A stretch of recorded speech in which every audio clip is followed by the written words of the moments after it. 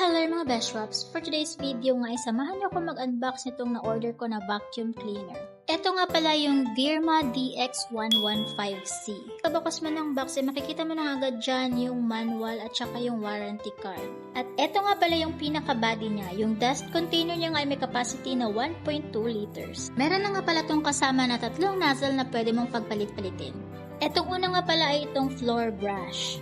Ito naman yung flat nozzle ay pwede mo gamitin sa mga corner na mahirap abutin. Itong brush head naman ay para sa kama, sa sofa, sa blanket at sa unan. May kasama na nga rin palang yan na extra filter. Tapos sobrang dali lang din ikabit ng pinaka-body niya sa extension rod. Pag vacuum ng pag-uusapan ay isa talaga sa mga trusted brands ang Dirma.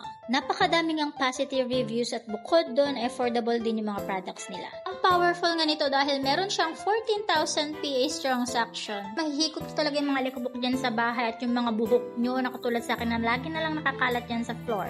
Mahaba na nga rin pala yung cord nito dahil 5 meters na yan. Eto't ipapakita ko nga sa inyo ng mas malapitan kung gaano talaga ka-strong yung suction.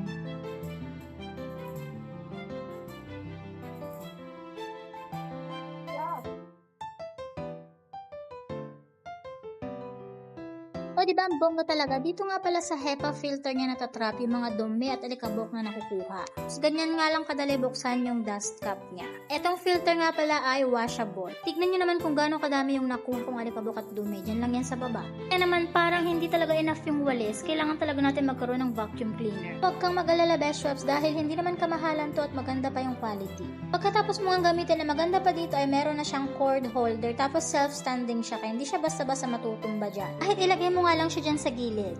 Super lightweight din ito kaya naman sa mga bet umorder lalagay ko na lang yung link sa comment section at sa yellow basket. Ayun lang! Shalom!